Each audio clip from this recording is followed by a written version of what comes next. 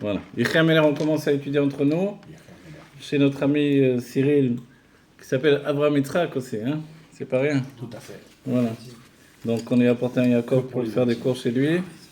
Voilà, que Dieu le bénisse, que ce soit une grande bracha pour son travail, pour sa vie, ne serait-ce que par le mérite de ce cours. Et le cours, c'est essentiellement le fait aussi de se retrouver entre chèvres, entre amis. Et cette amitié-là, elle est importante. Elle nous tient. Et c'est une amitié qui s'exporte, en fait. Vous savez, quand on forge une amitié entre chassidim, c'est pas rien. On va dire, oui, mais c'est une amitié de l'Echaïm. Oui, mais on dit Tova legima chez Mekarevet. Vous connaissez? Je vais essayer de traduire. Il y a une traduction comme ça, en tout cas, elle est bonne, la lampée d'alcool qui rapproche. Vous voyez? C'est-à-dire, legima, c'est comme une lampée d'alcool. Donc, quand on fait un petit lechaim, regardez, c'est pas beaucoup, hein, qu'on ne croit pas qu'on était. Après, ils vont dire, oui, mais combien de fois on sert ça? Ah bon. Voilà. Mais le lechaim, il réunit les hommes. Parce que c'est une tradition qui vient du Baal Shem Tov, d'abord, et qui ensuite, dans la Chassidut Rabbah, a fait vraiment, on ne va pas dire des émules, mais est devenu un service de Dieu à part entière. Pourquoi? Pour entraîner l'âme animale. Et c'est vrai, quand on se dit, mais ces jours-ci, on a vu l'âme animale dans le Tanya, et qu'on part à partir du Tanya vers l'âme animale, et puis de là, on explore tout le reste de la Torah à partir du Tanya, finalement. Le Tanya, avant tout, c'est notre Shulchan Aruch au quotidien, même si on dit que c'est la Torah écrite de la Chassidut.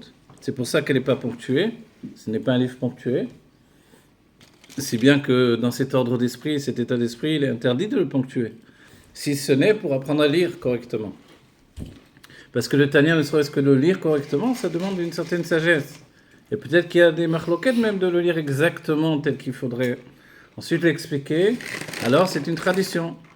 Il faut recevoir de maîtres, recevoir de livres, étudier vraiment. Shiurim Shel Sefer HaTanya, les livres qui expliquent le Sefer HaTanya. Ce Shiurim du Sefer HaTanya, vous vous rappelez, c'est un cours qui était donné à la radio et que le Rabbi a encouragé. Et le Rabbi écoutait le cours et il donnait des harot, des commentaires, etc. Et le cours a continué jusqu'à vraiment compléter tout le Tanya. Ça a sorti un livre, Shiurim Shel Sefer HaTanya. C'est-à-dire, mais d'où venait le Chomer, le matériau d'explication, puisque comme le Sefer Torah, il faut l'expliquer, sinon on rentre dans des non-sens et des incompréhensions, etc. Alors il y a toujours celui qui dit, moi je suis un petit malin, j'étudie et c'est tout, j'ai pas besoin de personne. Dans toute la Torah ça marche, puisque Rabbi Akiva s'est assis sur le Aleph je dis n'importe quoi déjà du début, sur le bed de Bereshit, parce que la Aleph Anochi est venu plus tard, et sur le bed de Bereshit, il a fait des Pirushim et des Pirushim. Et puis finalement, on n'oublie pas qu'il a écrit Otiyot de Rabbi Akiva. C'est Otiyot de Rabbi Akiva, c'est la science des lettres. Donc on peut dire que dans le Tanya, entre autres choses, il y a la science des lettres. C'est bien qu'on dit que l'Admor Zaken a réfléchi s'il mettait un Vav, ou pas de Vav, Emet ou Vehemet. Alors, quelle différence, franchement? Emet, Vehemet. Mais non, la différence elle est tellement importante que s'il avait mis le Vav à la place du Emet, ça devenait Vehemet. Dans ce cas-là, alors il aurait eu 24 000 élèves en plus.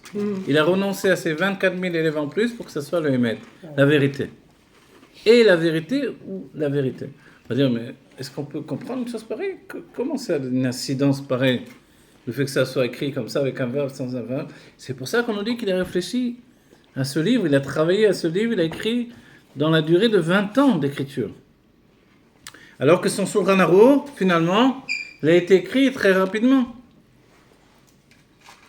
En 2-3 ans, ça y est, on était parti pour le Shulchan Aruch. Mais quand on voit la grandeur du Shulchan Aruch, malgré qu'on n'a pas tout, le Shulchan Aruch d'Admor Zaken, puisqu'une partie a brûlé, et quand on voit la grandeur du Sefer HaTanya, on parle essentiellement au départ l'écouter à Marim, on dit, mais quel rapport alors dans la somme d'écriture? Comment c'est possible? Là, 20 ans, et là, déjà 2-3 ans, il y avait déjà une grosse partie du Shulchan Aruch. Comment c'est possible? En fait, on comprend bien que être metsamsem, réduire, limiter l'infini dans l'écriture, c'est pas une petite chose. C'est une responsabilité immense. Vous savez, l'Avdil, avec moi et l'Admor Zaken, on peut dire, mais j'ai écrit un livre sur les prénoms, Finalement, ça m'a pris 20 ans en vérité, ce livre des prénoms. Je l'ai vu. Oui, parce que pendant des années, on me disait, mais écris un livre, écris.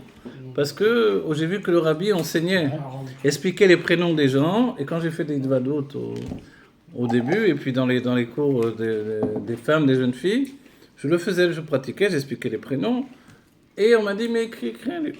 Et ça m'a pris des années parce que c'est une telle responsabilité finalement. 20 ans, je regarde pas, ça m'a pris vraiment 20 ans d'écriture. Mais c'est écrire en Guadeloupe, ça. Hein? C'est écrire en Guadeloupe, tout ça. C'est écrire avec la responsabilité de te dire, une fois que j'ai terminé le livre, je peux dire que si on vient me dire, tu sais là, ce que tu as écrit, je pense pas que c'est juste, on me l'a fait. Mais non, mais il l'a écrit J'ai pour des lui, sages pas pour nous. Que si j'ai écrit là-dedans, c'est que c'est juste. Il a écrit pour lui. Ah, mais je suis pas sûr. Je dis, tu es pas sûr, mais moi je suis sûr. On va dire, comment tu es sûr? Tu peux affirmer comme ça? Moi, on va dire, Yaakov Corda. Mais parce que avant d'écrire, tu sais pas, je l'ai tremblé avant d'écrire. J'ai tremblé, je suis revenu sur tout ce que j'avais étudié, encore et encore et encore. Donc là, si on parle de moi, d'un petit bonhomme comme ça, mais quand on parle d'Admorazaken, je vous le dis juste à titre d'exemple, qu'est-ce que ça veut dire l'Admorazaken? C'est-à-dire que tous les mondes divins étaient là pendant qu'il écrivait son livre. Et écrire une lettre plutôt qu'une autre, etc., ça voulait dire attention, qu'est-ce qui va se passer? Vous voyez? C'est-à-dire, c'est des ouragans, c'est des tremblements de terre, c'est des... On va dire, bon, n'exagère pas un peu le Rav Corda. En vérité, non. Sache que non. Je vous donne un exemple. À l'époque je vais vous rapporter d'après un livre qui s'appelle Bethlehem Yehuda, que ceux qui étudient la Kabbalah connaissent. C'est un livre du Rav Yehuda Ptaya, Rabbi Yehuda Ptaya. Qui était ce Rabbi Yehuda Ptaya? On le considère comme le Rashi de la Kabbalah. Et le Rabbi Yehuda Ptaya, en fait, il a écrit un livre, il a écrit des livres qui sont célèbres, d'autres moins célèbres. Il a écrit comme, quand on dit Rashi de la Kabbalah, c'est qu'il a expliqué le Etzraïm du Hari Akadosh, qui est le livre de base de toute la Kabbalah, mais il a expliqué comme Rashi explique le Chumash. C'est-à-dire vraiment, tu veux savoir l'essentiel, il te l'explique. Et à côté de ça, il a écrit un livre qui s'appelle Ruchot Medabrot. Il parlait avec des âmes. Dans la notion, par exemple, quand on parle de fantômes, on dit on y croit pas dans le judaïsme. Alors c'est des fois le genre de questions qu'on me pose. Oui, ça existe, mais peut-être pas dans l'image populaire du fantôme. C'est-à-dire qu'il y a des âmes qui ne s'accordent pas en fait l'accès au Gan Eden et qui on va dire, mais pourquoi elles ne s'accordent pas l'accès au Gan Eden? Parce qu'elles ont encore trop d'attrait. Oui, ça existe. Elles ont trop d'attrait pour la matière du monde et n'arrivent pas à renoncer au monde, en fait. Oui, mais elles ont quitté le corps. Alors, vas-y, monte dans les mondes spirituels. Mais elles n'arrivent pas à monter dans les mondes spirituels. Et donc, elles sont en chemin, elles sont entre les deux. Et ça, c'est ce qu'on appelle communément un fantôme. On va dire, c'est grave. Mais oui, c'est grave, c'est affreux. On dit, mais pourquoi on en arrive à cette conclusion de vie comme ça? C'est parce que quand la personne ne travaille pas sa spiritualité pendant le courant de sa vie, quand arrive le moment où elle doit quitter son corps, c'est une rupture tellement grande qu'elle n'est pas du tout préparée. Et c'est là où nous, on a une chance dans le judaïsme, et qui plus est dans la chassidoute, ou les kabbalistes, c'est que finalement, on vit constamment avec les mondes spirituels. Et qu'on est capable de monter effectivement constamment dans les mondes spirituels. Il y a une image qui est donnée, il y avait, vous savez que les Rébim s'auto-éduquaient à monter dans les mondes divins. Le Rabbi Rayatz, je ne vais pas inventer ça, vous pouvez lire dans les écrits du Rabbi Rayatz, ses souvenirs. Le Rabbi Rayatz, comment son père le formait à monter dans les mondes divins. Et il raconte qu'un jour, son père, donc son père, le Rabbi Rachab, l'a entraîné, etc., etc. Bon, mais c'est pas ça que je voulais vous dire. Une fois, le Rabbi Rachab lui-même, quand il était enfant, il s'est retrouvé avec son père, le Rabbi Moarash. Et le Rabbi Moarash est monté dans un monde très très élevé. Ils se sont retrouvés dans le monde de Bria. Pour ceux qui connaissent la Chassidut et la Kabbalah, le monde de Bria, c'est un monde où il y a déjà plus de matière. Il n'y a même plus l'image de la matière. Alors on va dire, comment il est possible de monter dans le monde de Bria? En fait, il était à la porte du monde de Bria. Alors on va dire, qu'est-ce qu'il y a à la porte du monde de Bria? Il y a ce qui s'appelle le monde de Yetzira. Vous voyez? Et il y a un passage entre les deux. Et le monde de Yetzira, c'est le monde de la formation, le monde de Bria, le monde de la création. Bereshit bara Elokim et Hashamayim et Haaretz. Le Hari Akadosh nous dit, le bête de Bereshit, c'est le bête de Bria. Le Aleph d'Anochi, c'est le Aleph d'Atzilut, le monde de l'émanation. Même si on ne comprend pas, on n'a pas étudié tous ces mondes, on comprend que c'est quelque chose de très élevé. Il dit, le Rabbi Rayatz, qui s'est retrouvé à un niveau extrêmement élevé du Gan Eden, et tout à coup, il a vu un juif très très simple qui était là. Et il est resté étonné. Son père, lui, était déjà en train de monter dans un monde plus haut, en tant que rabbi, et lui, il n'était pas rabbi, il ne pouvait pas aller accéder à ce monde-là. Il a attendu. Et quand son père est revenu, il a dit, ah bah, comment ça se fait qu'il y a là, hein, j'ai regardé cette âme-là, je vois que c'est un juif extrêmement simple. Il se trouve au milieu des tzadikim, dans des degrés d'élévation, de compréhension, d'études extraordinaires. Qu'est-ce qu'il fait là? Et son père lui dit, c'est un juif qui a appris le Tanya par cœur, mais sans le comprendre. Comme il a appris le Tanya par cœur, il s'est élevé jusqu'au niveau exceptionnel où tu le vois aujourd'hui. Il est entouré par les plus grands tzadikim. Est-ce qu'il a lu les deux? Mais comme il n'a pas compris le Tanya, il a juste appris par cœur, alors il n'a pas vraiment d'approche intérieure des choses, il n'est pas en train d'étudier. Mais il a accédé à ça. Vous vous rendez compte ce que ça veut dire? Pensez que dans les générations passées, souvent, il arrivait que les chassidim n'étudiaient pas la chassidoute comme aujourd'hui. Ils connaissaient des fois un mamar par cœur qui répétait sans arrêt. Ça ne voulait pas dire pour autant qu'ils connaissaient le sens. Et le Rabbi Rayatz, quand on étudie le Rabbi Rayatz, il va faire vraiment du seder dans tout ça. C'est-à-dire qu'il y a celui qui s'appelle Yodéa Sefer, celui qui connaît un livre. Il y a celui qui connaît vraiment les marées mécommodes, les endroits de chaque enseignement. Et celui qui connaît vraiment... Et puis il y a celui qui sait ce qui s'appelle Yodéa Inyan. Yodéa Inyan, c'est-à-dire il connaît le sujet, mais il a peut-être oublié où ça se trouve en vérité. Moi, je suis plutôt du genre comme ça. Je connais le sujet, ça ne veut pas dire que je sais toujours où ça se trouve. Vous allez dire, mais pourquoi? Alors, on va dire, ok, les plus grands livres que j'ai étudiés, forcément, on sait où ça se trouve. Mais comment on se retrouve à avoir des enseignements dont tu es sûr, parce que tu les as étudiés plusieurs fois, et tu ne sais pas toujours d'où ça vient? Alors, je vous dis, c'est quand on fait un avoda de tefila, un travail sur la tefila, et chez Chabad, elle est basée sur l'étude. Donc, quand vous étudiez de cette manière-là, vous n'êtes pas dans la précision de dire quelle page exactement je suis en train de voir, etc. Vous ouvrez les livres. Et vous jouez beaucoup avec ce qui s'appelle Ashgacha Pratit, la divine providence. Vous ouvrez les livres, vous étudiez, vous voyez un sujet, un autre sujet, et vous en ouvrez 10 de livres s'il faut. Moi, comme ça, je priais pendant longtemps. Après, avec tous ces livres-là sous les yeux et les sujets où je m'approfondissais, et en même temps, j'enseignais avec la tefila, je ne savais pas toujours où j'avais vu finalement, où ça se trouvait. Mais l'enseignement est resté.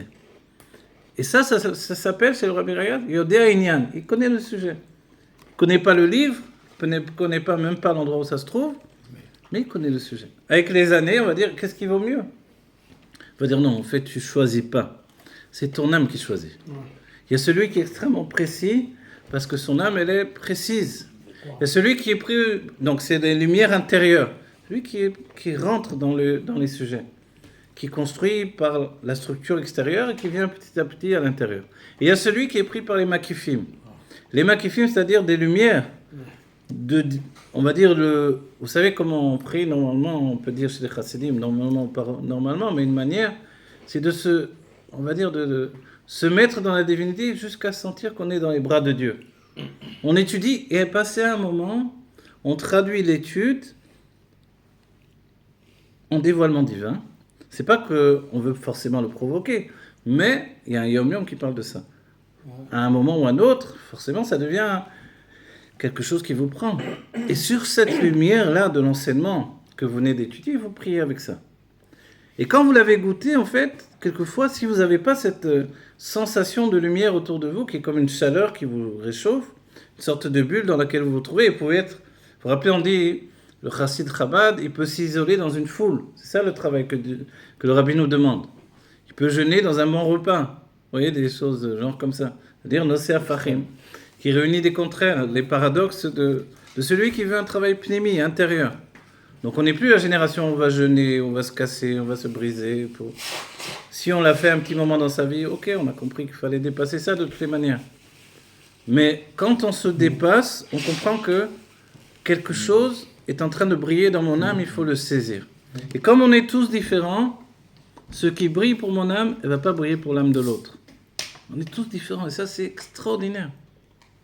Vous savez, des fois je me dis, ça vous est pas arrivé de marcher dans la rue? Moi ça m'est arrivé dernièrement, ça oui, souvent. Hein. Mais, c'est pas fini, oh là là. Je pensais. Mais, et de voir tout à coup, une petite bestiole que vous aviez jamais vue. Hein? J'adore la bête. Ah d'accord. Voilà, tu adores les bestioles. Non, mais il y a... Quand, je crois que c'était avant-hier, je marche et je vois un petit scarabée d'une couleur verte comme ça. J'ai dit, mais je connaissais pas celui-là. Hein? J'ai jamais vu une bestiole comme ça, je la connaissais pas. Et on va dire, bon, qu'est-ce qu'on s'en fiche de ta bestiole? Pourquoi tu racontes ça maintenant? On est une adulte. Mais ce que je voulais vous dire, c'est que quand on regarde ça, on se dit, mais c'est incroyable combien de bestioles Dieu il a fait. Non? Vous comprenez? Il a fait beaucoup. Combien d'insectes il a fait avec des différences, les couleurs, les trucs. Vous croyez que vous connaissiez avec le temps, vous dites, bon, je les connais tous. Et à un moment, vous voyez une, vous dites, ça, non? Et même les grands chercheurs, etc., les hommes de science, et Du coup, jusqu'à maintenant. ils découvrent Dans jusqu'à l'océan, maintenant. ils découvrent Des fois, ils disent ça a disparu, c'était des millions d'années. Tac, l'animal, on l'a filmé en pleine forêt. Ah bon, il est revenu finalement.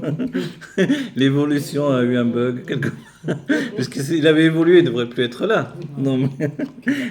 Bon, les chaim, les bracha. Allez, que du bonheur, que pshoto, mamash. Amen, amen, amen. Alors voilà. Il y a des questions en régie. On va répondre aux questions. Ok. Non, les cham, les bracha, les questions elles portent sur, puisqu'on a parlé des âmes, d'élévation, etc., la difficulté de quitter le monde ou quoi que ce soit. Les sages ont donné des images un peu fortes par rapport à ça. Je vais répondre aux questions, c'est pas forcément ce que j'avais prévu ce soir. Ça ne veut pas dire que j'ai prévu exactement ce que j'allais dire.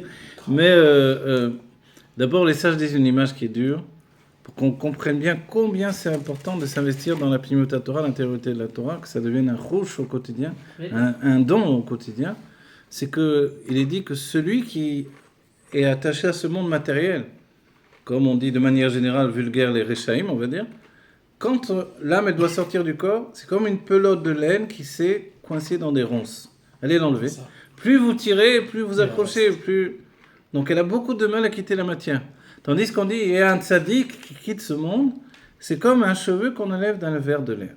Il faut le saisir, certes. Mais une fois que vous l'avez saisi, vous l'enlevez. On le voit bien. Voilà. Un cheveu noir, j'imagine. Pas un cheveu blanc. Et vous l'enlevez du verre de lait, c'est-à-dire que ça s'enlève comme ça.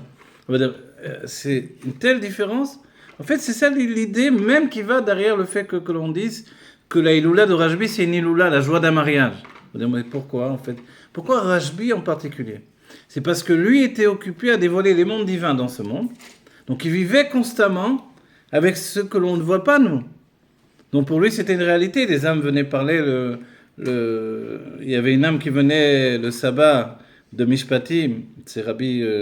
bon, on ne va pas rentrer dans tous les détails. Quoi qu'il en soit, il venait lui parler dans son âme, dans son nombre. Dans son âme, c'est dans son nombre. De par son nombre, il lui enseignait la Torah. Il voyait dans les animaux les Gilgulim, il parlait avec des tzadikim, il parlait avec les anges, etc. Mais si tu vis déjà comme ça, quitter ce monde, dans la conscience de quitter de ce monde, c'est pas pour toi une révolution. Et en fait, pour Rajbi, comme il était habitué à tout dévoiler ici-bas, le jour où il aurait dû quitter ce monde, il est resté en fait dans ce monde. Si bien que le rabbi nous dira qu'il a reçu son corps de Géoula en fait déjà.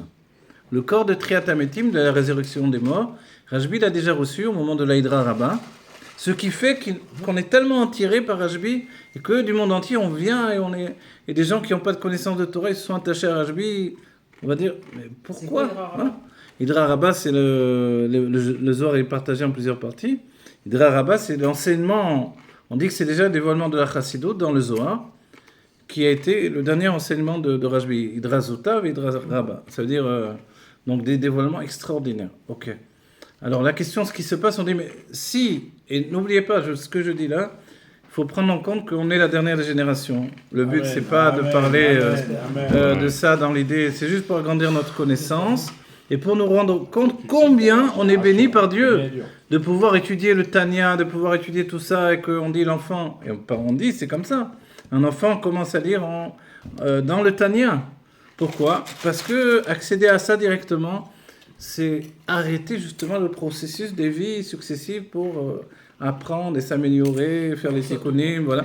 Non, maintenant tu t'attaches à Dieu, tu comprends que cette vie terrestre, elle est divine, simplement elle a un mode de fonctionnement matériel, mais c'est un monde divin comme un autre ici. Donc rencontrer le monde divin à travers la matière, mais ça a pris des siècles pour arriver à ça. Vous voyez? Vous vous rendez compte que c'est extraordinaire. Et ça, pour chacun d'entre nous, quand un enfant, un jeune homme, une jeune fille, on va dire même un vieillard, un homme, qui que ce soit, on étudie des secrets de la Torah, les grandes sadikim se disent, mais pourquoi on n'a pas eu le mérite d'en arriver là? Et ça, vous devez vous en rendre compte. Alors, sur les questions de dire qu'est-ce qui se passe quand quelqu'un, une âme quitte le corps, il y a des écrits du Hari, le Likutei Torah du Hari, qui nous explique que pendant les Shiva, l'âme, c'est vrai qu'elle ne monte pas dans les mondes divins tout de suite. Et c'est pour ça même qu'il écrit là-bas, il faut pas tout de suite mettre la stèle sur la tombe, de peur d'enfermer l'âme dans le corps et de l'empêcher de monter. Non, il faut attendre. Et oui, celui qui mettrait, dès le moment du décès, tout de suite une stèle, c'est-à-dire voilà, qui va couler le marbre, comme on dit, etc. Les crèmes, j'ai peur beaucoup plus de ça. Et en fait, il risquerait d'enfermer l'âme avec le corps. Or, le but, c'est de libérer l'âme du corps. Les crèmes et les bracha. Alors pourquoi Alors, voilà, il faut attendre au moins... Chabad, il faut attendre un mois. Non, Chabad, il fait dans la Après, semaine. dans la semaine. Alors, il faut attendre au moins la semaine, et il y en a qui attendent un mois, voilà. Minhag Ashkenaz, en vérité, d'attendre plus d'un mois, mais ceux qui font tout de suite, c'est un vrai problème. D'après le Hari, en tout cas, c'est ça. Mais sachez, alors, on va dire, qu'est-ce qui se passe pendant une semaine? Est-ce que les Shiva, c'est une nécessité? Alors, dans les Likutei Torah, sur le fait justement, de Yaakov Avinu, là-bas, le Hari nous explique que il y a 2 lettres qui sont attachées à la personne, au-dessus de la personne. Ça s'appelle le Tselem, Lamed Mem. C'est comme 2 lettres, Lamed et Mem, qui sont là. Vous voyez, les Égyptiens avaient un petit peu de connaissance là-dessus. Beaucoup, je ne sais pas. Ils imageaient par le serpent, là, le cobra, qui était... C'est la lettre Lamed, en fait. La lettre Lamed, on la connaît bien en hébreu. C'est comme une tour qui vole dans le ciel. Comme ça, il est défini dans Maseret Shabbat. On va dire, mais c'est quoi ce tselem? C'est comme la carte d'identité de l'âme, mais une carte d'identité spirituelle. Et c'est en fait la part inconsciente de la personnalité. Et quand une personne travaille dans son âme, elle travaille sur les 3 parties de l'âme intérieure, Nefesh, Ruach, Neshama. Ok. Mais Chaya Yechida, c'est la part inconsciente. Donc quand on quitte la matière, la part inconsciente, elle est un peu perturbée forcément. Elle ne sait pas qu'est-ce qu'elle doit emporter avec elle de ce monde. Et c'est pendant les Shiva, donc les 7 jours, parce que les Shiva, ça représente l'Amed même en Gematria Ktana. D'ailleurs, j'enlève les dizaines, je me retrouve avec les unités. J'ai le chiffre 7. D'accord? Le chiffre 7, maintenant, c'est les 7 jours où l'âme va faire l'aller-retour entre l'endroit où elle est enterrée et les endroits où il y a la Shiva. Elle fait l'aller-retour. Si on pouvait, on la verrait sans arrêt. Elle va, elle vient, elle va, elle vient. On va dire, mais qu'est-ce qu'elle fait d'aller venir?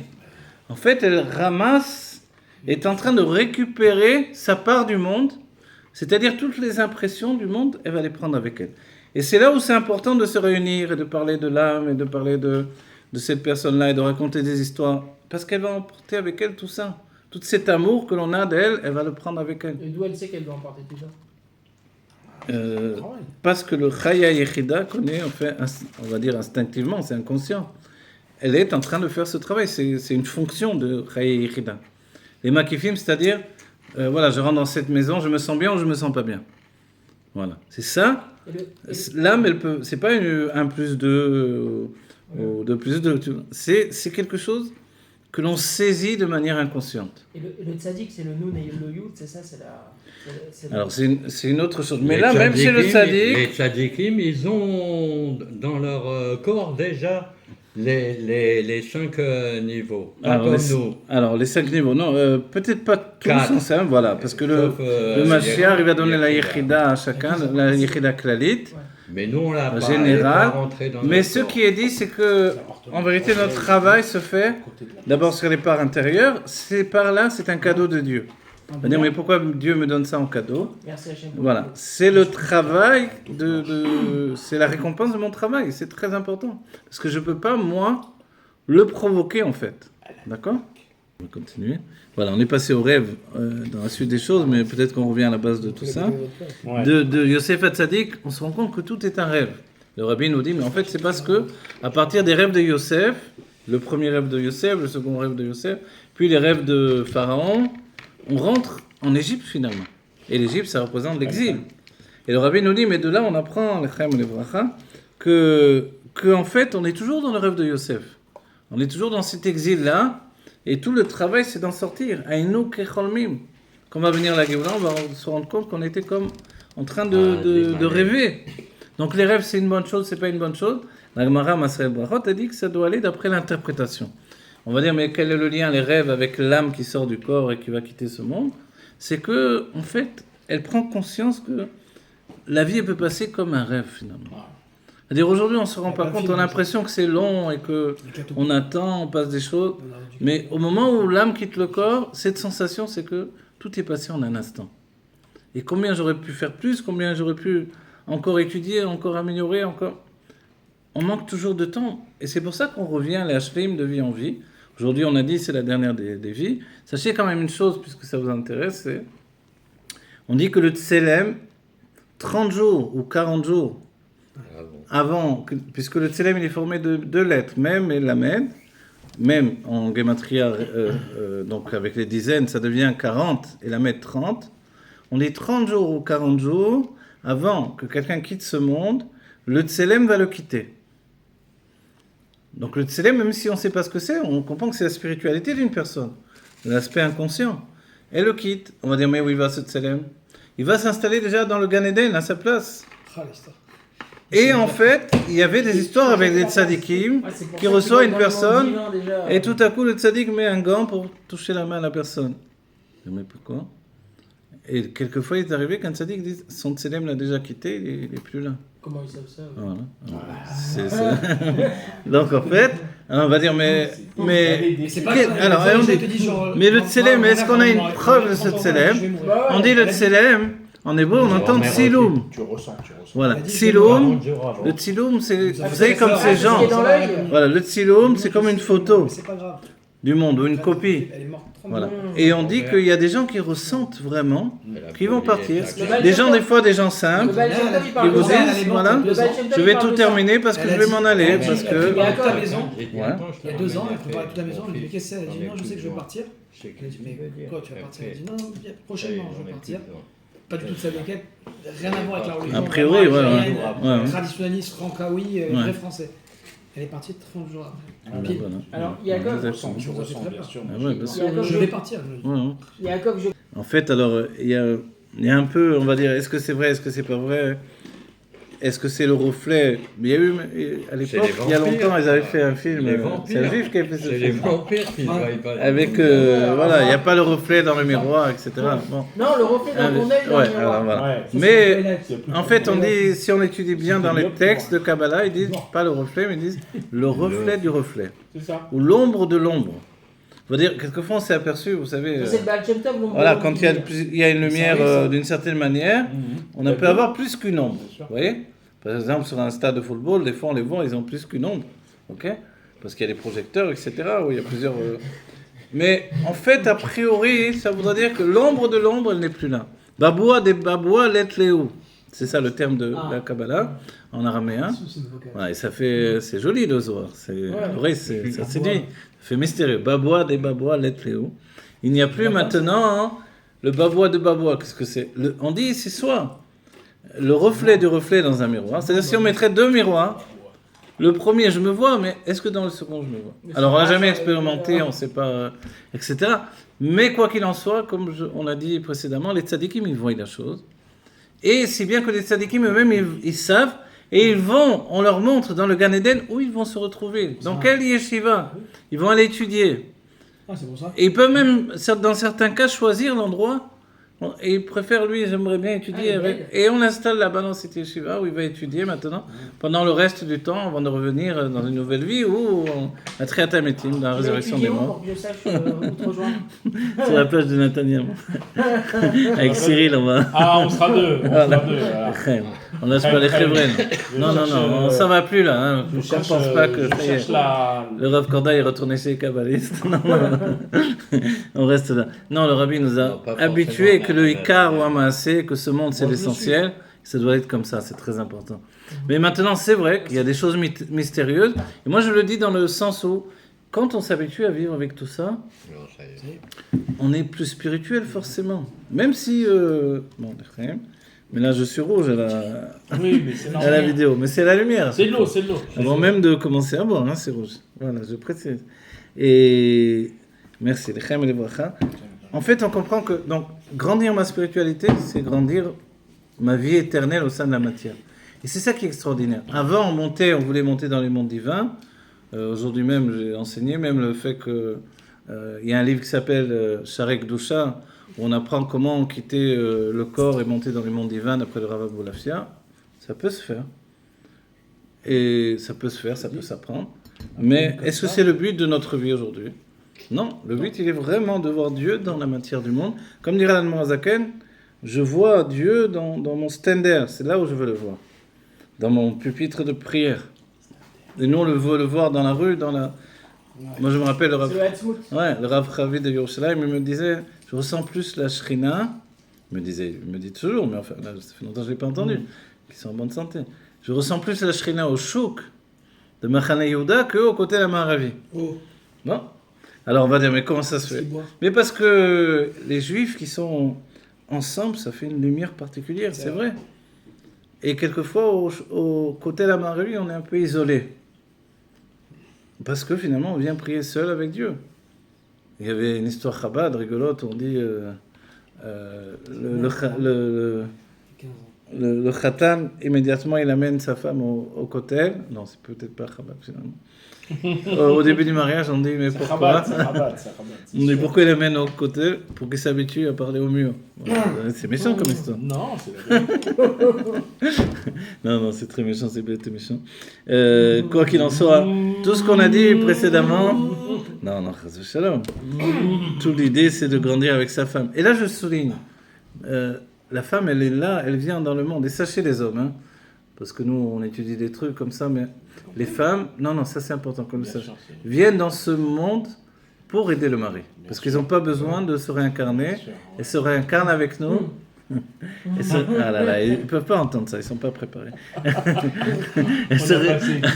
Alors faites encore des khayms. Elles se réincarnent avec nous pour nous aider à arriver au bout de nous-mêmes. Et c'est pour ça qu'elles ne nous laissent pas tranquilles et qu'elles nous rendent fous. Les femmes, elles sont à force de rendre fous les hommes. Avec rien, avec un regard, avec une parole, un ton de voix. C'est la seule personne que tu reconnais dans le monde futur. C'est dans la Kabbale. C'est la seule personne. Les autres, tu ne les reconnais pas. Parce que tu la reconnais pas, elle te met une tarte. Non, c'est la seule personne que tu reconnais, parce que c'est la même âme. Je vous signale aussi, souvent on dit... Quoi, on va se la taper aussi en haut? Vous savez, il y a toujours ces personnes, écoutez bien, il y a toujours ces hommes qui se disent, si c'était mon zivug amiti, si c'était mon âme sœur véritable, alors évidemment ça se passerait mieux, ça serait harmonieux, etc. C'est pas vrai cette histoire, c'est bête de dire ça. Quand c'est vraiment, au contraire, une âme avec qui on est attaché profondément, elle n'est pas là pour me laisser faire n'importe quoi. Elle est là pour m'aider à avancer. Et c'est pour ça qu'il y a une sensation de sensibilité l'une avec l'autre, quoi. Donc alors c'est délicat, oui. Comment on parle des divorces? Hein? Comment les divorces, c'est que quelquefois, le vrai zivug, c'est le second zivug. Et ça, c'est écrit dans le Rashi ou dans le Hari HaKadosh. Passer par là. Ouais, on devait passer par là. On devait passer par la première. Et alors là, il y a une réponse aussi. C'est parce que... Je ne suis pas la deuxième. On va dire ça. On n'a pas plusieurs là-haut. Non, on va dire. J'en connais qu'on divorce. Ça ne veut pas dire que la femme précédente était d'un niveau inférieur. Au contraire. Souvent, elle était d'un niveau supérieur. Mariée. Et l'homme avait besoin de passer par elle pour s'élever. Et après, finalement, il va retrouver le niveau qui lui appartient. Et des choses comme ça, en fait. Ou alors, il doit monter de niveau à un degré qui lui correspond. Mais enfin, c'est assez compliqué. Mais on comprend bien que les divorces, ce n'est pas une chose que nous, on peut provoquer. C'est vraiment quelque chose qui vient de Dieu. À moins que celui qui s'amuse à divorcer, comme on change de chemise, évidemment. Donc, mais si on parle de gens qui veulent bien faire et bien vivre et qui font de leur mieux, et que finalement les choses... Il y a des tzadikim dans la Gemara dont on parle des divorces, etc. On va dire, mais pourquoi? Mais parce que les âmes s'élèvent ensemble jusqu'à un certain niveau, et ensuite, finalement, chacun va aider en fait un autre conjoint. Et il ne faut pas s'étonner si dans la Géoula également, il va y avoir une partie de la Géoula où on retrouve le zivug amiti. Et quelquefois, ce n'est pas toujours le zivug amiti avec qui on vit. Et dans ce cas-là, chacun retrouve son zivug amiti. Mais est-ce que ça va être triste? Pas du tout, puisque chacun retrouve son zivug amiti. Tout le monde va être heureux. Voilà. Et ça, c'est merveilleux. Mais le rabbi nous éduque à l'idée que la femme avec qui je vis, avec qui je suis passé sous la choupa, c'est mon zivug amiti. Voilà. Comme ça, il faut vivre. Comme ça, il faut le vivre bien. Donc, celle qui me, en termes communs, me casse les pieds, au contraire, c'est Dafka Sherpat là. Voilà. Parce qu'elle, elle n'est pas indifférente à mon sort. Elle veut m'aider, elle veut me faire progresser. Ils font faux quand ils disent que jusqu'à que la mort vous sépare. Ah non, c'est faux. C'est complètement faux. Non, jusqu'à ce que la vie nous rapproche, c'est bien. Alors, ils n'ont pas entendu les deux. Non, il y a quelque chose que le rabbi nous dit, parce que souvent, déjà quand on parle de ces sujets-là, on va dire de manière générale, que ce soit les couples, ou les âmes, ou les ciels et là, on comprend qu'on comprend moins que ce qu'on comprend en vérité. Donc, ce qui est incompréhensible est plus grand que ce qu'on comprend. Et le rabbi nous dit, en fait, c'est ça qui nous attire. Le rabbi nous dit ça, c'est incroyable. Il nous dit ce que je ne comprends pas. C'est-à-dire, je comprends des choses et puis en même temps, ça ouvre une porte d'incompréhension. Ce que je ne comprends pas a plus d'effet sur moi que ce que j'ai compris. Voilà. Et dit, ça fait une. Ce que je connais ou ce que je connais et ça pas. nous porte en fait. Moi, des fois, je me demandais, quand je vous dis 10 ans, j'avais un cours de femmes, c'était plus de 50 femmes. Et des fois, je me disais, mais pourquoi elles viennent ces femmes?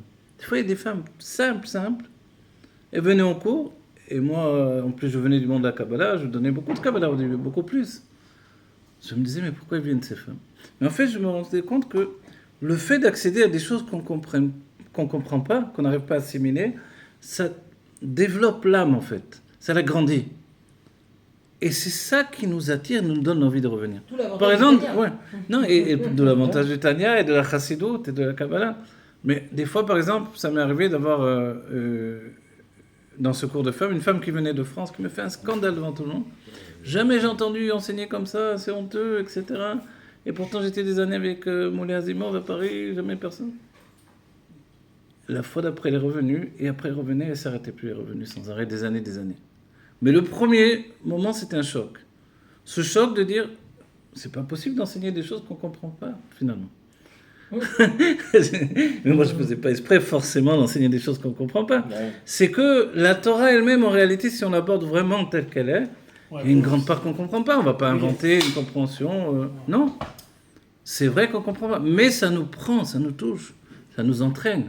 Non, on comprend. Mais on comprend à quel point, justement, on voilà. n'a rien compris. Et c'est pour ça que les sages nous disent... Parce qu'à chaque fois, ça monte d'un cran. Et puis... Tu te dis, ben non, en réalité, j'ai pas étudié le Tanya. Voilà, une autre personne, elle vient et on recommence depuis le début. Et puis on va découvrir. Et je fais, mais d'où il a sorti ça? Exactement. Et c'est vrai. Et c'est une autre facette, et une autre facette, et une autre facette. Donc jamais je peux dire, ben non, j'ai appris le Tanya, non. Et c'est pour ça que la Torah, elle est comparée à de l'eau. Parce que dans l'eau, on se reflète. On se reflète, donc finalement on dit la Torah de Moshe, la Torah du Rambam, mais combien de Torah vous avez? C'est la même, mais chacun se reflète dans cette Torah-là. C'est ça qui est merveilleux, c'est pour ça qu'on dit que tout le monde est capable de les chadesh, de renouveler, d'apporter une nouvelle idée de la Torah. Et pas penser que c'est stupide. Moi je me rappelle au début quand j'ai fait Tchouva, je venais, je disais des choses des fois, on m'a dit mais attends, pourquoi tu poses des questions par là? Comme ça, je dis ok, sur la paracha, tout ça. Et après j'ai vu que le rabbi posait les mêmes questions. Plus d'une fois. Et je me dis, mais parce que si vous ne mettez pas une muselière à la personne, elle va poser des questions logiques. Comme quand le rabbi nous dit, le Rashi vient parler à un enfant de 5 ans. Vous vous rappelez, c'est célèbre, ok? Donc son pirouge pour un enfant de 5 ans. Et le rabbi, à un moment, il nous dit, mais quel enfant de 5 ans en vérité? Quand on voit que le Rashi, finalement, il y a le pardès entier dans le Rashi, y compris la Kabbalah, etc. Et que les sikhos du Rabbi nous demandent la profondeur du Rashi. On dit, mais alors où il est l'enfant de 5 ans? Et que même à 60, des fois, tu ne comprends pas. Tu dis, et où il est le gosse de 5 ans. Et le Rabbi a précisé un enfant de 5 ans qu'on n'aurait pas dénaturé. C'est-à-dire dont on n'a pas enlevé le bon sens, en fait. Mais quelquefois, les Balei Tchouva, ils ont plus de bon sens que les gens qui étudient des années dans la Torah. Parce que eux, déjà, ils ont on va dire des façons de penser encadrées par des systèmes. Et l'autre, il arrive, il n'a pas de système. Voilà, Shimon, il brise tous les systèmes, lui. Donc, il enrichit. C'est ça qui enrichit. C'est là où l'élève va permettre au maître d'atteindre des niveaux qu'il ne pourrait pas atteindre lui, parce que lui, il est maintenant rentré dans les systèmes de compréhension. Et le Rabbi Racham nous dit, l'intellect, il est limité, il fonctionne dans la limite. Mais l'élève, lui, il n'est pas au courant, donc il vient, il brise toutes les limites. Il a une chutzpah de Gdusha, on va dire, chutzpah etzgeh, Et puis, voilà, il n'y a pas de limite à ce qu'il peut demander. Et ça grandit la compréhension. C'est extraordinaire. Voilà, que Dieu bénisse toute la Chevra Kadisha, que les brachot rentrent et soient dans notre vie, que la Torah se diffuse, mais al ou mais vert, qu'elle soit au-delà de tout ce qu'on a pu déjà diffuser, que se dévoile vraiment la Torah Chadasha Meititetse, cette profondeur de la Torah qu'on n'a pas eu encore. C'est seulement le début pour nous de l'étude, du Tanya et de tous les textes de la Torah. Chaim et les brachas, que l'on accède vraiment à la Géoula que l'on attend, et que tous nos soldats soient non seulement en bonne santé, mais indestructibles. Amen. Et que tous les prisonniers dans les forces du mal soient libérés. Amen. Et que tous ceux qui sont partis reviennent immédiatement Amen, dans la amen, vie amen, avec nous amen, pour accueillir la amen, Géoula. Les amen, Chaim et les amen, brachas. Mon fils en bonne Chaim et les brachas. Bien sûr, tous les enfants des familles en bonne santé.